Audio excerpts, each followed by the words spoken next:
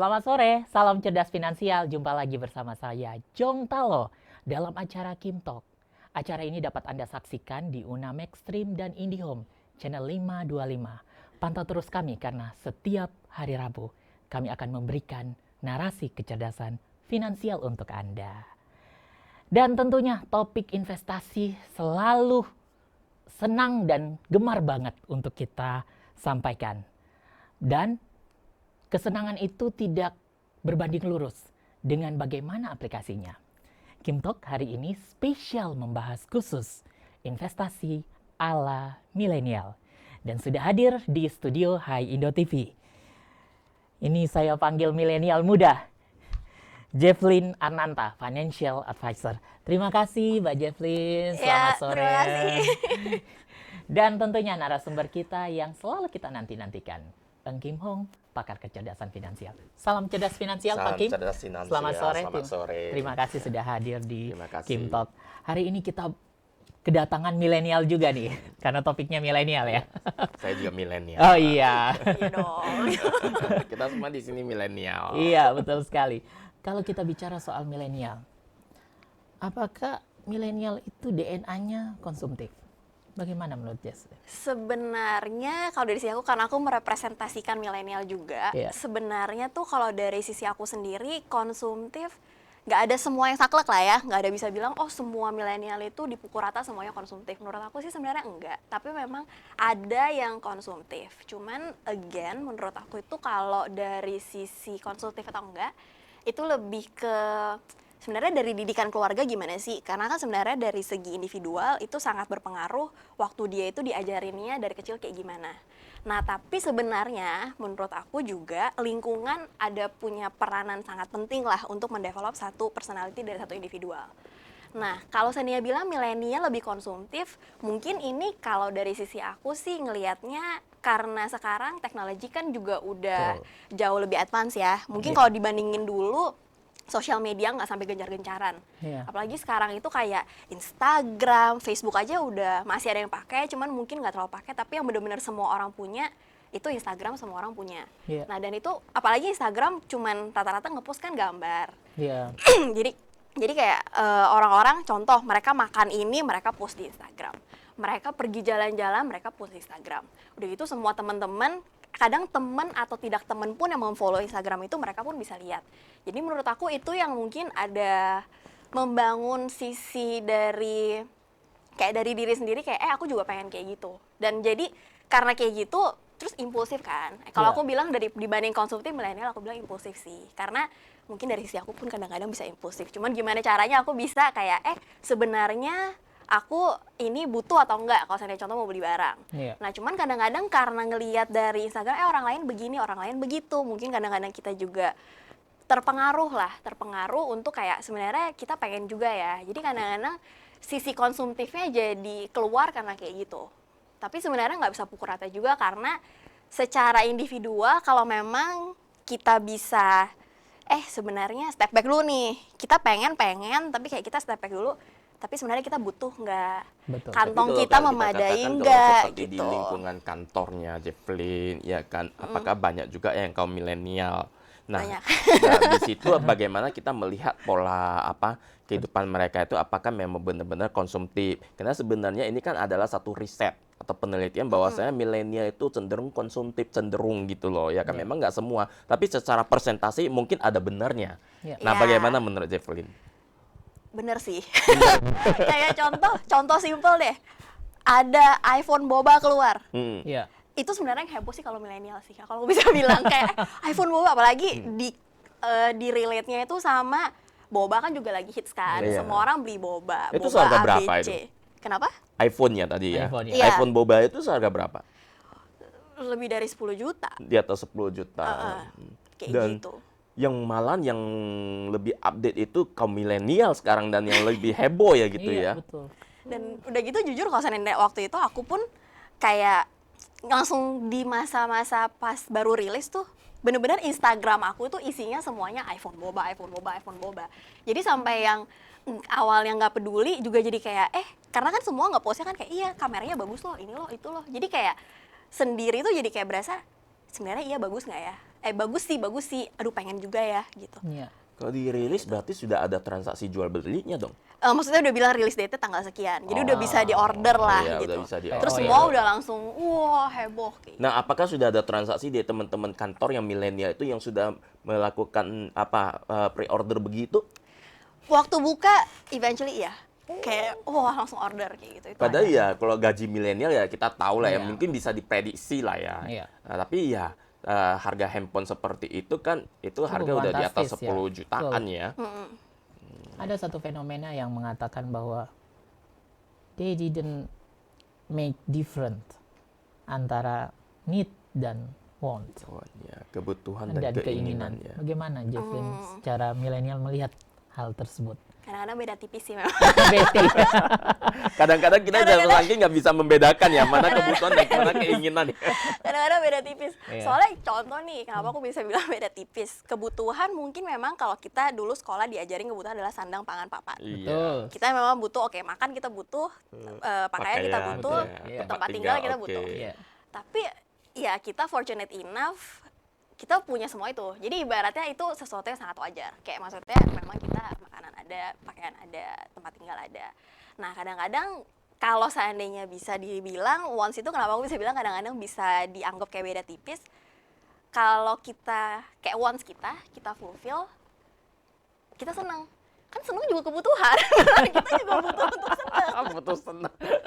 Makanya Butuh enjoy life gitu ya. Enjoy life, iya, ya. makanya sekarang kayak bilang, apalagi banyak yang bilang YOLO kan, you only YOLO, live ikut, once iya. kan. Jadi kayak, oke hidup itu Hanya singkat, kita cuma hidup Enjoy sekali dulu. dan enjoy dulu aja gitu. Makanya kenapa sebenarnya ini sama was jadi beda tipis. Tapi kalau dari sisi point of view aku sendiri nih, sebenarnya itu beda lumayan jauh sih. Gimana letak perbedaannya? Kalau seandainya needs itu memang yang ibaratnya kita benar-benar butuh. Kayak untuk kelangsungan hidup kita butuh. Kayak contoh kita makan, kita nggak mungkin kita nggak makan. Iya. Tapi kalau seandainya membedakan, sebenarnya kalau dari sisi aku sih, makan pun bisa dibedain sebenarnya mana yang butuh dan mana yang sebenarnya keinginan. Contoh, kita makan sebenarnya kita makan bakmi bisa nih. Kayak kita makan nasi, kita makan bakmi, kita bisa.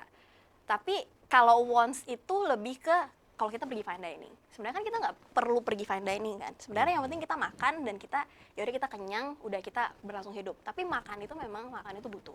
Terus kayak pakaian, itu juga butuh. Tapi mungkin kalau dibilang dari sisi wants itu lebih ke, oke aku mau jalan-jalan.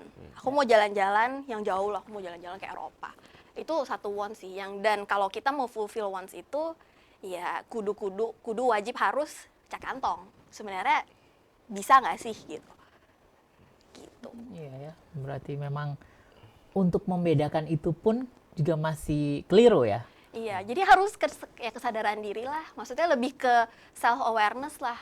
Kayak sebenarnya kita butuh atau kita cuma pengen sih. Udah gitu kayak contoh nih, kalau seandainya orang bilang, kayak aku sering banyak teman aku kayak bilang gini sih, kayak aku pengen banget beli laptop baru.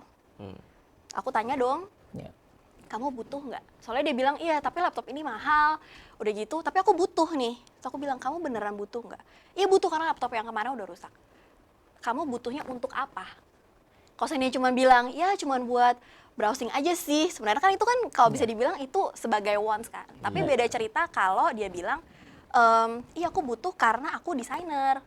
Jadi aku butuh laptop ini untuk mengerjakan pekerjaan aku. Ada juga gitu. kecenderungan saya perhatikan bahwasanya milenial ini ya kan antara kebutuhan dengan keinginan itu mungkin tipis sekali perbedaannya ya, seperti yang dikatakan oleh Jefflin tadi ya kan, kalau kita bahas tentang laptop.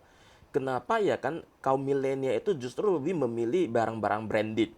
Contohnya iMac ya kan, daripada kalau kita bicara laptop kan ada laptop yang lebih murah, Iya. mungkin ada 6 juta, 7 juta Iya. daripada iMac yang harga puluhan juta gitu. Itu kenapa? Mungkin karena Lifestyle atau peer pressure sih. Kadang-kadang lebih ke impact ke peer pressure. Dan udah gitu ya, again, si social media itu yang sebenarnya kayak kasih lihat, kayak kan sering kayak unboxing nih gitu, Iya. Mac gini gitu segala macam. Terus udah gitu kayak jadi lebih ke, dan karena sekarang kan sebenarnya semua informasi itu bisa diakses online. Iya. Dan itu kan sangat gampang. Aku ingat dulu waktu zaman aku SD, aku nggak segitu gampang untuk kayak akses Google segala macam. Itu merupakan satu yang kayak oh masih perlu ke warnet nih gitu. Iya. Sekarang kan sebenarnya semua orang aja udah bisa akses internet kan, dan itu Iya. sangat gampang. Even kayak yang masih SD pun udah bisa kayak oke nge-Google cari informasi atau kayak segitu gampang untuk diakses. Jadi mungkin jadi ada beban peer pressure juga lah. Jadi kadang-kadang kayak orang lain begini, aku juga pengen kayak gitu. Jadi akhirnya tanpa memikirkan yang lebih panjang untuk ngecek sebenarnya speknya, kadang-kadang kan cuman oke, speknya sebenarnya sama, tapi cuman karena brandingnya aja gitu. Jadi kadang-kadang orang miss itu. Mungkin menurut aku itu lebih ke peer pressure sih. Jadi selain lingkungan, teknologi juga berpengaruh. Kemudahan mengakses informasi. Tapi kalau kita bicara kemudahan mengakses informasi, iya kan, barang-barang branded dengan barang-barang yang non branded itu sama-sama bisa mengakses informasi kan, ya kan Betul. ya. Kalau cuma untuk posting ke sosial media, tapi kecenderungan sekarang saya melihat bahwasanya gen milenial itu mereka lebih katakan kalau kita, wih ini iPhone udah keluar nih merek terbaru itu, Iya. mereka lebih update daripada merek-merek yang lain gitu Iya. loh. Kayaknya mereka lebih antusias dengan merek-merek iPhone gitu loh. Bukan gengsi. Gengsi termasuk sih. Aku nggak akan bohong, nggak akan nutupin, tapi gengsi pasti sangat termasuk. Kan makanya kita selalu bilang gengsi itu mahal loh. Bener kan, setuju kan? Gengsi itu Benar. mahal loh. Iya, betul. Ada yang mengatakan juga nikah itu murah.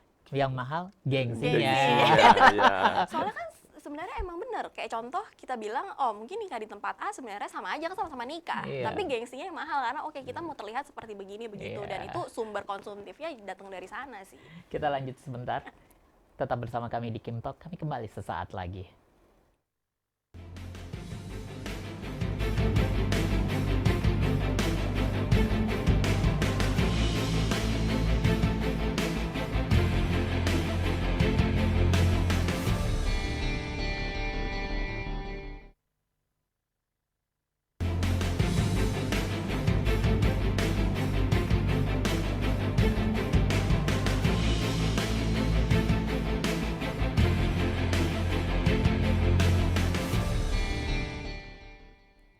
Terima kasih Anda masih bersama kami di Kim Talk. Program ini dapat Anda saksikan di IndiHome channel 525 dan juga pada UNAD serta Maxstream.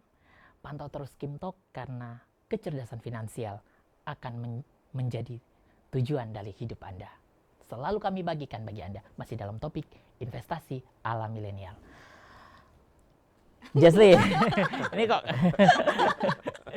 saya mau ini Deg-degan loh. deg-degan ya. Padahal sama-sama milenial ya. Sama-sama Semua di sini milenial. milenial loh.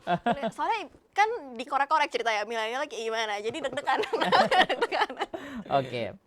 Generasi milenial itu identik dengan sesuatu yang instan. Seinstan itukah hidup seorang milenial? Dibilang seinstan itukah hidup milenial, sebenarnya pengennya instan. Karena ya semua orang kan pasti pengennya efisien dan cepet dong. Masa maunya kalau bisa ribet kenapa mau kalau bisa cepet kenapa mau yang lama? Kalau bisa gampang kenapa mau yang susah? Tanpa memperhatikan proses yang ada? Kadang-kadang kalau saya bisa dibilang result oriented jadinya kan jatuhnya. Result oriented. Jadi kayak contoh, oke, yang penting aku mau mencapai resultnya kayak gini, proses di tengah-tengahnya ya yang penting semuanya ke cover lah ya gitu. Ya. Kayak gitu. Ada satu fenomena, sebelum makan, foto dulu. Bersuah foto dengan makanan yang dia pesan. Dibandingkan dengan doa atau apa. Itu sebenarnya aku juga sering lihat sih, kayak banyak yang posting kayak iya ini ritual sebelum makan adalah makanannya semua ditaruh, jangan dipegang dulu ya gitu. Soalnya mau foto dulu, cepret semuanya foto gitu. Ini sudah semacam ritual gitu. Itu ya. Kalau zaman baby boomers itu sebelum makan doa dulu, ya kan. Kalau zaman milenial ini ya sebelum makan jepret dulu gitu kan. Ya, Jepret kita dulu. jepret lalu kita doa, atau kita doa lalu kita jepret dulu. Doanya tetap ada, cuman mungkin kita ada jepret dulu karena yang tadi aku bilang sekarang Prioritasnya jepret dulu ya gitu ya. sosial medianya udah kenceng soalnya. Oke. Kementerian Pekerjaan Umum (PUPR) Republik Indonesia pernah merilis bahwa milenial itu tidak butuh rumah, butuh kendaraan. Bagaimana melihat hal tersebut? Nggak butuh rumah tapi butuh kendaraan. Ya, butuh gaya hidup. Rumah bukan prioritas utama. Nah, ini menarik ya untuk dikupas ya, karena begini, saya punya beberapa properti yang saya sewakan, ya kan. Seperti yang tadi kan dibahas oleh Jeffrey bahwa saya milenial itu juga katakan kebutuhan hidupnya kan tetap sandang pangan perumahan. Iya, Papan gitulah ya. betul. Papan itu kan berarti perumahan, Iya. ya kan tempat tinggal kan begitu. Nah, antara needs kebutuhan dan want keinginan ya kan. Nah, kan begini ya. Saya melihat beberapa yang mengontrak rumah saya itu generasi milenial. Ya kan? Apakah mereka itu sesuatu yang sesuai dengan kebutuhannya atau sesuai dengan keinginannya? Mengontrak rumah tapi sementara mereka punya mobil baru gitu loh. Iya. Nah, itu bagaimana itu? Sebenarnya karena kita punya bayangan itu rumah sangat mahal. Jadi kayak rumah itu mahal sekali. Walaupun sebenarnya kalau seandainya aku tanya, pasti orang mau lah punya rumah. Kayak nggak mungkin nggak mungkin nggak usah punya rumah nggak apa-apa. Soalnya kan sebenarnya gimana ya? Kalau seandainya nggak ada rumah, kayak rumah kan satu basic needs kan. Ya. Kayak Apakah kita itu adalah edukasi atau pengaruh lingkungan atau tren gaya Gaya hidup hidup. masa kini ya? Saya nggak ngerti karena saya lihat seperti yang tadi saya katakan bahwa saya ada beberapa properti yang saya sewakan ke milenial, kebetulan yang nyewa itu milenial. Mereka ngontrak rumah, tapi mereka punya mobil. Memang katakan rumah-rumah saya itu rata-rata di atas harga 1 M. Tapi mereka rata-rata udah punya mobil yang mereka beli ya kan, mobil market seharga 100 jutaan, 200 jutaan. Dan mungkin seperti yang tadi dibahas oleh Jeffrey itu lebih terjangkau mungkin ya. Gengsi comes into play sih. Soalnya kayak gini, kita nggak, kalau seandainya kita lihat ya foto-foto nih, foto-foto apalagi semua yang ada di sosial media. Seberapa banyak sih foto di rumah sebenarnya? Iya. Nah, tapi kan kebanyakan foto di luar, lagi Iya, jalan-jalan, foto outdoor. makan begini, semuanya jepret makanan, jepret jalan-jalan, jepret lifestyle. Nah, karena satu, sosial media udah gampang banget diakses dan semua orang lihat satu sama lain. Udah gitu juga gengsi yang mahal itu comes into place, jadi lebih gede. Udah gitu dengan ide rumah mahal banget. Tapi sekarang lifestyle, ibaratnya kalau seandainya untuk lifestyle sekarang, karena si gengsi itu jadi lebih mahal dibanding yang mungkin sebelum-sebelumnya lah. Nah udah gitu, tapi kalau gaji, kan nggak mungkin bilang kita upgrade lifestyle, terus udah gitu gaji ke upgrade. Yang ada kan sebenarnya upgrade gaji dulu, baru kita upgrade lifestyle. Iya. Tapi karena si peer pressure dan si gengsi itu, jadi nggak kayak timpang loh jadinya. Jadi kayak lifestyle-nya udah kita upgrade duluan, karena mungkin bilang Gajinya nggak terkejar. gajinya lifestyle-nya nggak gitu ya. kekejar. Iya. Nah makanya quick kill-nya gimana nih? Nah, seperti yang saya katakan tadi, apakah itu ada satu edukasi atau pengaruh lingkungan? Pengaruh lingkungan menurut aku. Karena dari edukasi sih kalau aku memang selalu dikasih tahu, kalau aku nih diajarin pas kecil, diajarin sekolah bilang, oh basic needs kalian itu rumah ya. Nah udah gitu juga kalau dari sisi ajarannya, edukasinya memang bilang, oh memang rumah itu satu kebutuhan dan emang nggak boleh di put aside gitu. Karena memang ya itu emang butuh. Jadi kalau dari sisi pandang aku sih sebenarnya ya kalau bisa kita punya rumah dulu lah baru punya mobil. Which sebenarnya aku juga nggak menyalahkan kalau yang memilih untuk mengontrak rumah dan dia beli mobil. Kayak gitu, untuk nunjang lifestyle. Sebenarnya lebih ke view masing-masing orang itu lebih mementingkan yang mana sih? Ya, sebenarnya harga properti kan Harusnya setiap tahun dua-duanya naik sih, ya kan. betul. Sementara kalau harga mobil itu kan konsumtif, setiap Iya. tahun turun gitu loh. Menyusut harganya. Menyusut. Menurut nilainya. aku sih idealnya harusnya dua-duanya sih. Jadi memang rumah juga beli rumah dan beli mobil. Nah, Pak Kim dan Jesslyn, ini ada studi yang menarik dari David Lau. Itu adalah GM dari Asia Tenggara Luno, menyampaikan di tahun 2019, tepatnya di bulan pertengahan tahun Juni-Juli, itu 69% milenial Indonesia tidak memiliki strategi financial literacy, kecerdasan finansial. Lihat dari tren sebelumnya Pak Kim, dengan generasi-generasi sebelumnya. Apakah setidak pahamkah generasi milenial itu atau tidak dibunyikan financial literacy itu? Sebenarnya saya mau meluruskan dulu, saya Iya. sebenarnya juga generasi milenial. Iya, iya. Iya benar. Oke. Kalau kita melihat ya kan generasi baby boomers ya Iya. kan Gen X ya, itu seperti kan semacam ada edukasi di sana. Betul. Dan ada seperti kecenderungan untuk memproteksi aset-aset yang ada.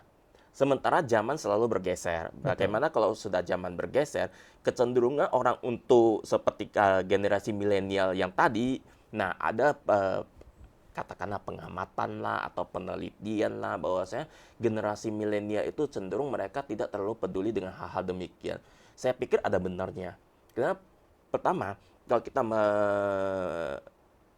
melihat ke belakang, ya kan, bahwasanya dulu generasi baby boomers dengan generasi X seperti saya, kita cenderung sudah mengumpulkan aset-aset untuk warisan kita, untuk anak-anak kita. Betul. Nah, sementara yang terjadi sekarang adalah bahwasannya aset-aset yang terkumpul untuk warisan kita atau katakan ahli waris kita atau katakan anak kita, mereka sudah memikirkan bukan zamannya lagi untuk mengumpulkan aset. Mereka berpikir bahwasanya saya sendiri ya enjoy life aja seperti yang tadi ya kan ada lifestyle-nya ya. Karena ya saya punya orang tua yang sudah bisa memberikan saya aset-aset yang sudah ada. Jadi bahkan ada beberapa teman-teman saya yang milenial yang katakan memang dari keluarga yang middle up, ya kan menengah atas. Nah, mereka nggak terlalu memikirkan tentang hal-hal yang seperti tadi.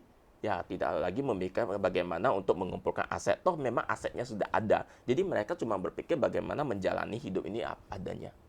Sebenarnya apa yang dilakukan milenial untuk menghidupi kehidupan ekonomi di masa depan sih saat ini? Makanya sebenarnya tadi yang aku bilang, kenapa kita agak susah, yang tadi waktu aku ada sempat mention yang kenapa kita agak susah membedakan need sama wants. Itu karena memang kita fortunate enough sama yang kayak tadi Pak Kim bilang, kita memang di raise dengan all provided. Kalau yang untuk middle up ya, kayak dari segi ya makanan, tempat tinggal, memang kita tuh udah ada. Nah, cuman nggak set aside juga, ada juga yang kita so-called sebutnya itu dia sandwich generation. Jadi sebenarnya nanti dia perlu bekerja untuk menghidupi yang atas, generasi atasnya, dan generasi yang bawahnya dia. Betul. Itu sebenarnya kan karena dia kurang plan, dia punya financial plan, dia punya financial untuk kedepannya gitu kan. Nah sebenarnya kalau dibilang apa yang dilakukan oleh milenial, aku bisa bilang sebenarnya awareness untuk perlu plan financial itu sudah ada, walaupun nggak sampai semuanya. Karena sejak kapan? Sejak 2 tahun yang lalu. Tapi itu masih minim sih, masih kalau dibilang persentase masih mungkin kayak 30% lah, kayak gitu. Nah cuman menurut aku juga kita tahu kita perlu melakukan financial planning, tapi kita nggak tahu caranya gimana. Kayak contoh nih, kita kalau nyebut tentang investasi ya, semua orang juga tahu kita butuh investasi, ya kan? Kayak investasi untuk masa depan, kita tahu semuanya butuh investasi. Tapi cara investasinya kayak gimana, itu banyak yang masih miss. Udah gitu juga lebih ke... Sementara untuk savingnya aja susah ya. Susah. Gimana mau investasi dulu ya? Karena- Niatnya juga tidak ada dan tidak niatnya juga diberitahu. nggak ada gitu Iya, ya. nah karena sebenarnya kalau dari yang feedback aku dapat nih, kayak paling nggak yang teman-teman aku lah, kadang-kadang kayak nganggep udah denger kata investasi kayak aduh investasi kok ngeri banget ya. Kayak kesannya Ribet investasi gimana ya? Iya, kayak anggapannya investasi itu udah kayak investasi properti yang kayak butuh amount-nya tuh kayak gede sekali. Sedangkan kita Iya. juga ngelihat tapi kita punya gaji nggak sampai segede itu, ya udahlah nanti aja dan akhirnya nggak dijalanin. Dan akhirnya Ditunda-tunda karena terus ya, ditunda-tunda terus akhirnya uang yang ada sekarang dipakai untuk lifestyle, bayar gengsi. Kalau saya misalkan ya, dianalogikan saya ketika sudah bekerja, masih pendidikan dan bekerja, sejak kapan sih financial literasi itu harus dibumikan bagi seorang milenial? Sebenarnya sih sedini mungkin, cuman mungkin kalau aku bilang dari mulai kuliah harusnya udah mulai planning lah ya. Maksudnya soalnya kan kuliah tuh sebenarnya udah fase-fase di mana udah bisa sebentar lagi udah mulai bekerja dan mendapat penghasilan sendiri. Nah itu kan sebenarnya kita udah mesti tahu tentang kita plan finansial kita gimana sih. Even sebenarnya sebelum itu kita kan dikasih uang jajan pasti. Iya. Sebenarnya dari uang jajan itu juga kita mesti plan juga kan. Kayak Betul. contoh dari SD aja deh, kalau misalnya kita dikasih uang jajan. Kalau dari aku dulu, oke aku dikasih uang jajan 1 minggu 10.000 ya gitu. Aku mesti plan gimana caranya 10.000 ini bisa cukup sampai mendanai makan siang aku selama 1 minggu, atau Senin 1 sampai hari bulan Jumat gitu. gitu. Nggak mungkin hari Senin, oh ya udah aku jajan 10.000, terus Selasa sampai Jumat makan apa? Oke. Itu kan kebutuhan basic kan. Masih optimis kan milenial bisa berinvestasi? Optimis. Tahan dulu. Kita kembali sesaat lagi. Tetap bersama kami di Kim Talk.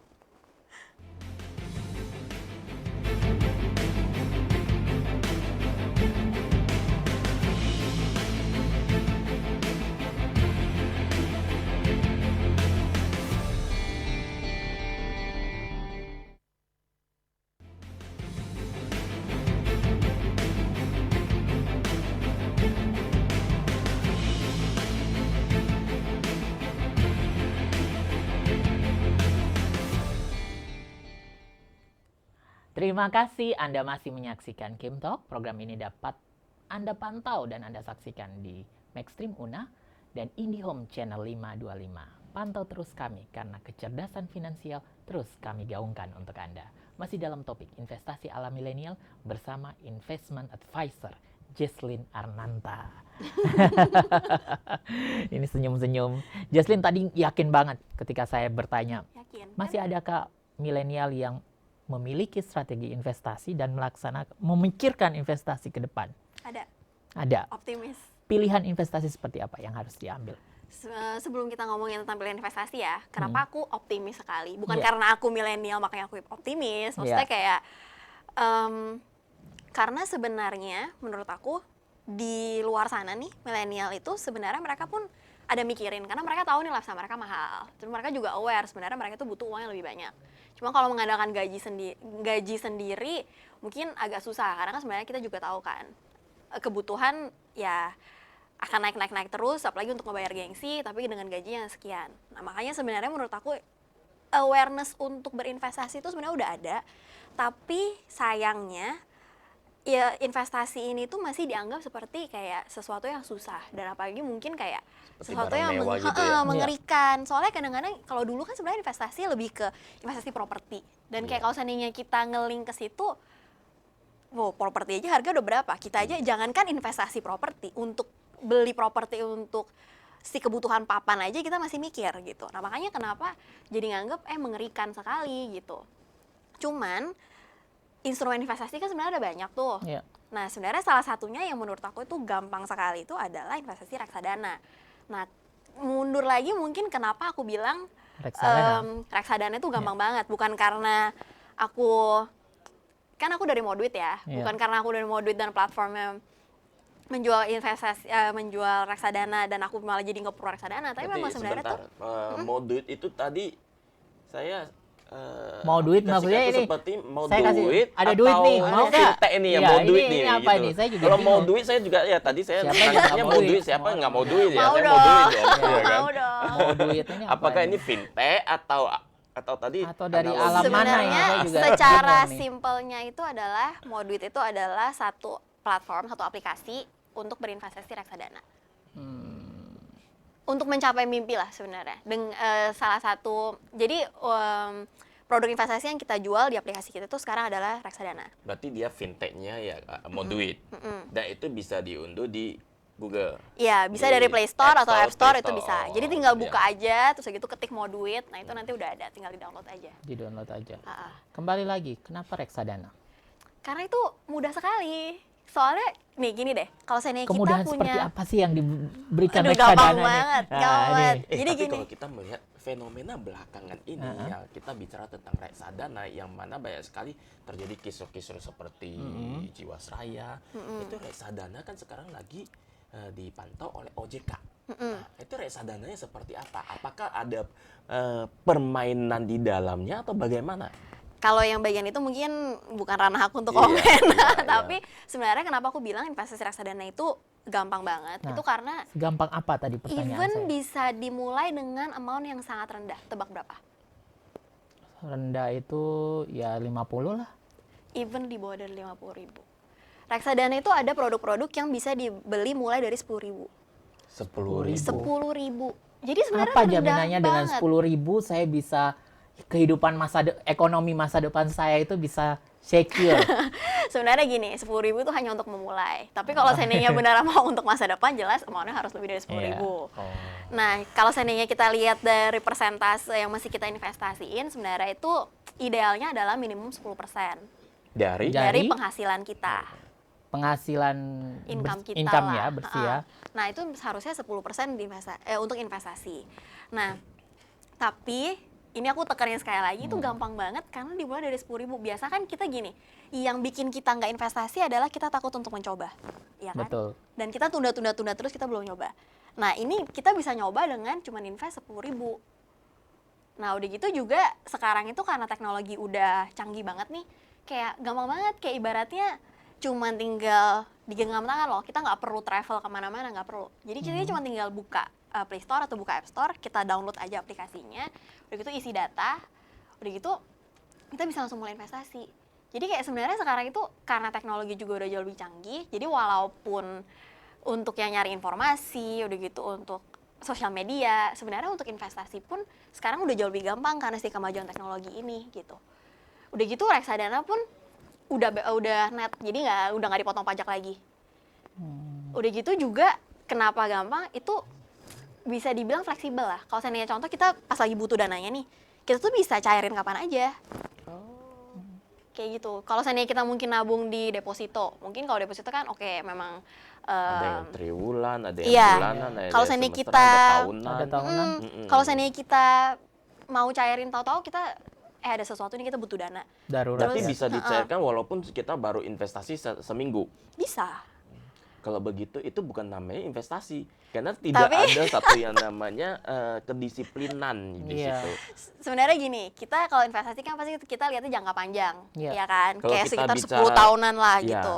kalau kita membahas tentang instrumen investasi seperti pasar uang deposito, deposito itu kan di Saham, lock, iya. ya kan sebulan, atau kita ambil tenor Ada yang triwulan 6 bulan tertentu. atau yang setahun. Kalau kita ngeloknya di setahun kan kita udah nggak bisa ngambil tuh Nggak duit, bisa. iya kan? Nah, berarti ada kedisiplinan di situ yang mana ya kan benar-benar belajar kita berinvestasi. Tapi kalau kita katakan tadi di aplikasinya mau duit, ya kan? Kalau kita invest seminggu kemudian kalau kita butuh duit, kita mau ambil bisa ya. Sebenarnya ini bukan karena aplikasi yang memang fitur dari reksadana itu sendiri, memang kita bisa cairin. Kayak gitu. Kalau seandainya ini untuk yang open end fund ya. Jadi reksadana terbuka itu memang kita bisa kita cairin. Nah, cuman kalau bilang dari kedisiplinan, sebenarnya itu dari dalam diri lah. Kalau memang kita sendiri memang udah tahu kita mau investasi, dan kita akan secara disiplin, kayak contoh setiap bulan. Atau mungkin kayak kita setiap minggu. Kita invest sekian. Normalnya setiap bulan sih, karena tadi aku bilang setiap bulan idealnya 10%. Iya. Jadi pokoknya setiap bulan kita sisihin loh, bukan sisain. Beda banget ya, Sisain. sisihkan dengan sisain ya. Kadang-kadang aku betul-betul. bilang, iya nggak apa-apa nanti sisain 10%. Udah gitu tau-tau akhir Habis. bulan, habis gitu. Makanya aku bilang ini sisihin. Jadi pas dapet, kita sisihin dulu nih 10%. Masuk investasi secara disiplin setiap bulannya. Nah, salah satu instrumen yang bisa kita pakai untuk investasi ini adalah reksadana. Nah, udah gitu contoh, kalau seandainya kita bilang, sebenarnya kan ada instrumen investasi lain seperti saham. Kayak Iya. tapi itu kan kita mesti kayak sendiri tahu lah, maksudnya kayak fundamentalnya gimana, udah gitu kita mesti ada satu expertise lah. Nah, kalau reksadana ini keuntungan yang lainnya adalah ini tuh dikelola sama manajer investasi. Jadi sebenarnya Nah, bagaimana dikelola. dengan karakter investornya? Nah, karakter investornya, jadi Kan ada kita konservatif, ada moderat, ada agresif. agresif. Sementara kalau katakan saya tipe yang agresif tapi dimasukkan di pasar uang, itu kan tidak cocok ya Tidak gitu linear ya. gitu, tidak Ah, sejalan. Tidak sejalan. Bagaimana itu? Nah, makanya sebenarnya dari sisi aplikasi kita juga nih, jadi kalau aku ngomongin flow-nya, jadi kita udah download, pasti kita download, kita Ya. install, kita isi data kita, terus dari itu kita ada perlu foto KTP lah kayak biasa untuk verifikasi. Terus kita akan dikasih kuesioner. Nah, kuesioner ini gunanya itu untuk apa? Kuesioner ini tuh kita akan ditanyakan kayak contoh, kita dikasih skenario, kalau seandainya pasar begini, udah itu kayak apa yang Anda lakukan? Apa mungkin bilang, oh kita panik nih, pokoknya dari pertanyaan-pertanyaan itu, set of questions, nah itu akan diformulate sebenarnya profil resiko individual ini itu apa. Nah, memang ada 3 pilihan kayak yang Pak Kim ngomong tadi, ada konservatif, ada moderat, atau ada agresif. Nah, nanti dari si profil resiko itu akan keluar portfolio komposisinya. Nah, jadi setiap profil resiko memiliki komposisi portfolio yang beda-beda. Contoh, kalau seandainya aku konservatif nih, udah gitu Pak Kim mungkin agresif. Nah, komposisi portfolio aku pasti berbeda sama Pak Kim. Ya. Nah, punya aku mungkin yang reksadana pasar uang akan komposisinya lebih tinggi dibanding reksadana yang saham. Karena iya. reksadana saham resikonya kan lebih tinggi. Iya. Nah, kalau portfolio komposisinya Pak Kim mungkin yang reksadana sahamnya itu akan jauh lebih tinggi dibanding punya aku. Nah, tapi dari aplikasi ini sendiri pun, jadi kita nggak nerka-nerka loh. Jadi kita nggak kayak, kayaknya aku agresif deh. Atau kayaknya aku konservatif deh. Nah, memang kita dikasih satu set of questionnaire gitu, dan nanti memang dari aplikasinya itu yang akan formulate sebenarnya profil resikonya itu kayak gimana. Kayak gitu sih. Kalau Jadi saya dari untuk dari kuesioner profil. itu merepresentatifkan si calon ini ya, Jadi supaya kita juga bisa kasih customer ya. portfolio komposisinya itu yang lebih sesuai. gitu. Soalnya Sejak kadang-kadang kapan ini mau duit ini ada nih? Kalau mau duit dari dulu. Dari dulu. dari lahir ya mau duit. Iya. Dari, Mungkin dari dalam zaman- kandungan itu udah mau duit zaman lah. Adam Mau duit, Hawa ya. ya kan. Nah, gitu loh. Nah, Kita dari tahun lalu sih, tahun oh, 2000. setahun lalu. 2019 ya. Sudah berapa banyak customernya atau nasabah? Ya udah ribuan lah. Wah, Oh ya. Dan average kecenderungan average-nya itu berapa? berapa mereka menabungnya? Mereka menabung sekitar bisa dibilang ya jutaan lah. Jutaan ya per Kalau bulan seandainya, ya. kalau seandainya dibilang secara rata-rata ya. Kayak gitu. Itu kebanyakan marketnya itu, segmen marketnya itu milenial, Gen X, Gen Y, baby boomers. Milenial. Jadi lebih ke, jadi ada yang heavy-nya di ya sekitar 18 sampai 30-an lah. Yang benar-benar pakai aplikasinya ya. Soalnya kan sebenarnya untuk ya, kita bikin akun kita ini kan kita butuh KTP. Jadi nggak mungkin yang di bawah, yang 17 sebelum di bawah tahun 17 itu nggak mungkin punya. Apa sih bedanya mau duit dengan fintech yang lain? Jadi kita itu adalah aplikasi yang membantu individual, membantu investor itu mencapai mimpinya. Kan kita mimpi ada banyak ya. Kita mimpi mungkin kita mau sekolah, kayak mungkin mau ngambil S2 lah, atau mungkin kita mimpi kita mau jalan-jalan, atau mungkin kita mimpi kita mau punya rumah. Nah, jadi sebenarnya di saat kita mendownload pun dan kita udah ngisi questionnaire dan kita udah tahu risk profile-nya, kita itu ada fitur yang namanya Moduit Navigator. Jadi sebenarnya membantu, kan kalau misalnya GPS membantu untuk mencapai tujuan lokasi kita mau pergi kemana. Nah, Betul. kalau ini tuh untuk membantu menavigate kita untuk mencapai Mencapai tujuan impian finansial kita, kita, mencapai impian Impian kita. finansial. Nah, jadi kita tuh akan ditanyain contohnya, mimpi kamu tuh sebenarnya apa sih? Soalnya kan biasanya kalau kita investasi, kita mempunyai mimpi, kita ada satu target goal yang benar-benar jelas yang kita mau capai, disiplin dan motivasinya lebih ada. Kalau seandainya kita contoh nggak ada kan lebih kayak ya udahlah hari ini boleh, ntar juga nggak apa-apa. Tapi kalau kita udah tahu kita mimpinya mau apa dan kita mau mencapai itu, kita tendensinya akan lebih disiplin. Nah, jadi kita akan tanyain dulu sebenarnya mimpi kamu apa, tujuan investasi kamu itu apa. Contoh kita pilih, oh kita mau beli rumah atau kita mau sekolah deh gitu. Nah, nanti kita akan ada kalkulatornya tuh, kayak bilang, oke, jadi kamu mau investasi dalam kurun waktu berapa lama? Dan itu kamu invest jumlahnya berapa? Apakah itu suku bunga yang dijanjikan itu fix? Iya, Enggak, itu. Enggak. enggak. Saya Karena tadi sebenarnya mau kan nanya juga tuh. pergerakan pasar ya. Kalau sana itu kan, kalau seandainya yang fix itu mungkin kalau bisa dibilang kayak deposito, itu kan fix. Iya, betul. Tabungan itu kan ada bunganya Rata-rata fix. ya bunga yang diberikan Berikan ke itu rate yang average diberikan berapa? ke klien berapa? Kita nggak ngomong itu bunga sih, kita ngomong itu kayak lebih ke capital gain sih. Capital gain-nya rata-rata fixnya berapa? Di average-nya di berapa setahunnya? Mungkin sekitar 20%? nggak sampai. Oh, nggak Kalau sampai. seandainya contoh kita bilang reksadana pasar uang lah ya, Iya, karena iya. itu nggak terlalu High ke risk. iya dan nggak terlalu ke iya. impact ke kondisi Iya, pasar iya, yang sebenarnya iya. volatile banget gitu. Iya. Saya juga mau Sekitar. uangnya, tapi setelah segmen berikut. Tetap bersama kami di Kim Talk.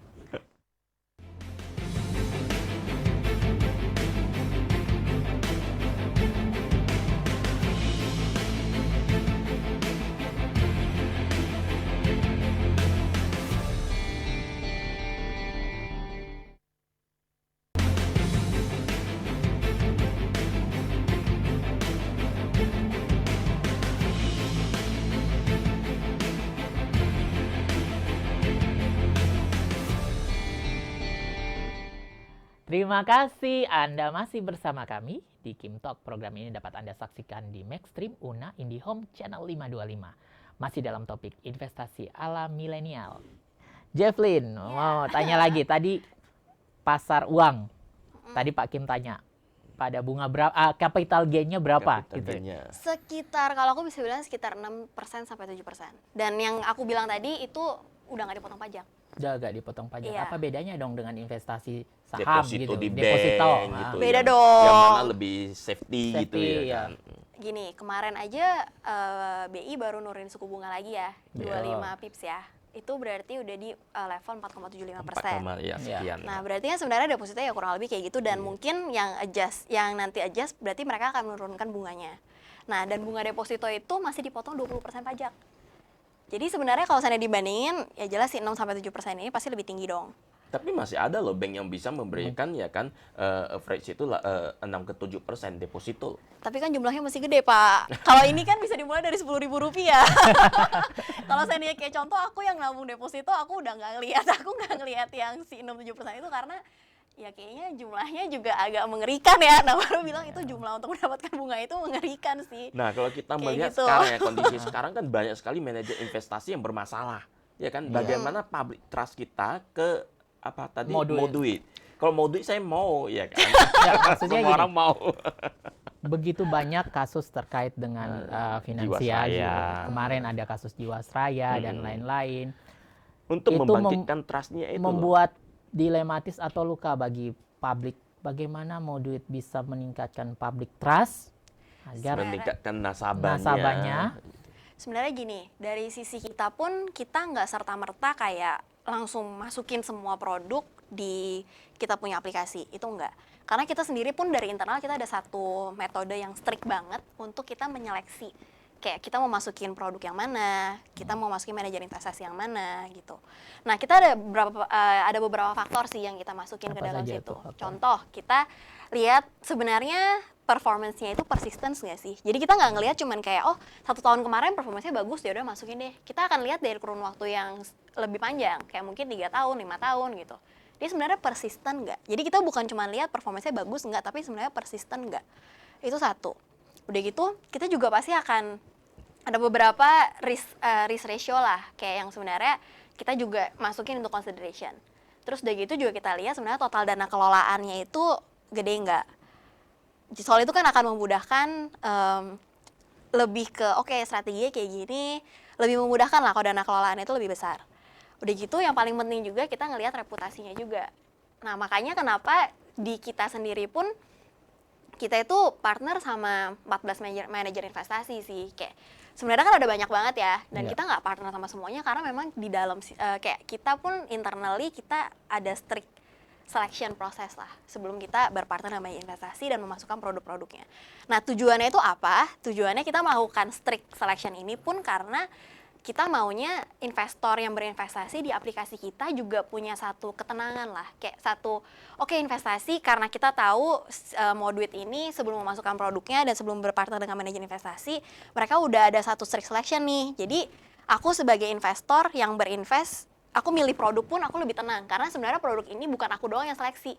Kalau contoh kita dikasih kayak ratusan produk ya, walaupun kita seleksi sendiri, tapi kan itu cuma kita loh yang seleksi. Iya. Nah, tapi kalau seandainya even sebelum dimasukkan ke dalam aplikasi pun udah diseleksi dulu secara strict dari internal yang mau duit, nah kita sebagai investor juga waktu mau invest lebih tenang. Karena kita ngerasa, oh memang udah di filter nih gitu. Jadi waktu aku pilih juga biar lebih aman aja lah. selain virtualisasi yang tadi sudah Jesslyn sampaikan, apa yang menggaranti agar calon investor bisa menaruh uangnya ke situ? Melihat kondisi market saat sekarang ya, yang melihat- traumatis gitu Betul. ya, yang kisruh begini ya. apa garansinya?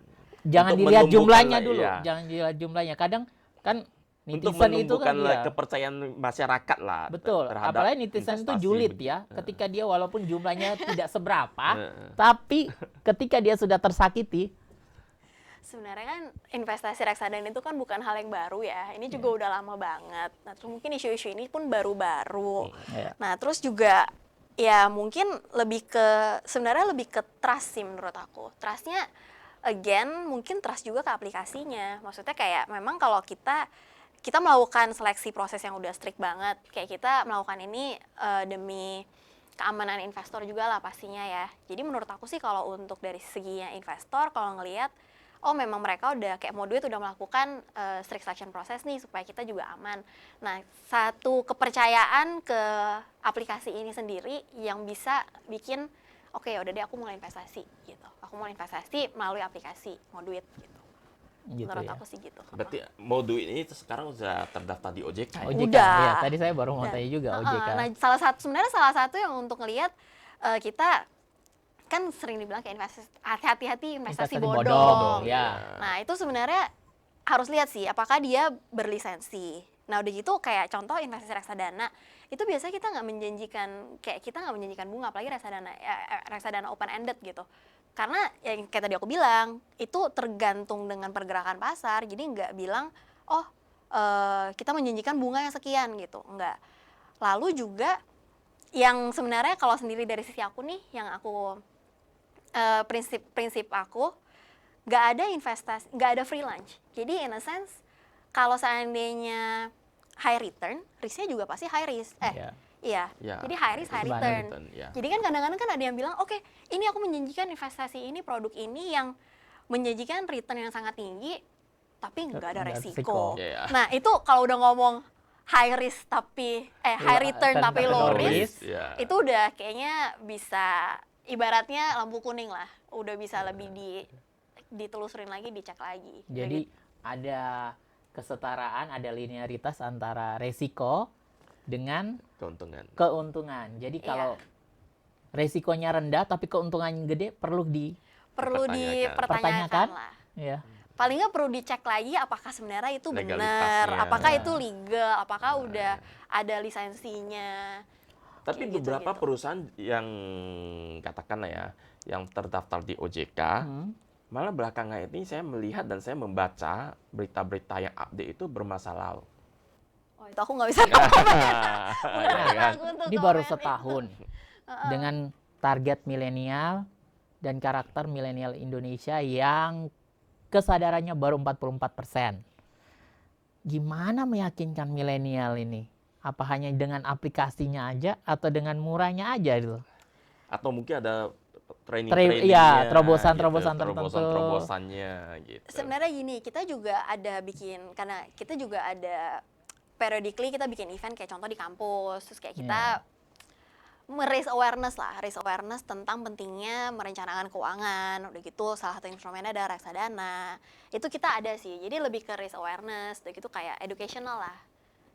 Jadi untuk biar bikin milenial ini tuh juga ibaratnya terbangun, walaupun sebenarnya udah sadar investasi, tapi terbangun juga kalau sebenarnya sekarang instrumen investasi itu ada yang namanya reksadana dan ini bisa dimulai dengan sangat murah.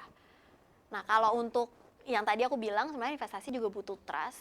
Yeah. Kalau dari segi aplikasi, yes kita dari internal juga kita ada strict selection process dan udah gitu juga so far nggak ada yang bermasalah sih di aplikasi kita sampai saat ini. Jadi itu ya membuktikan kalau memang kita melakukan strict selection process itu dan itu memang ya works lah gitu. Persebaran terbanyak di mana sih investornya mau duit? Daerahnya Jakarta sih masih. Jakarta ya masih. Iya, makanya sebenarnya kayak kita kan sebenarnya dulu kita tersebarnya jauh banget kan. Jadi sebenarnya masih ada banyak sekali orang yang bisa di-raise lah, awareness-nya bisa dibangkitkan lah tentang pentingnya untuk berinvestasi dan pentingnya merencanakan keuangan gitu. Betul ya.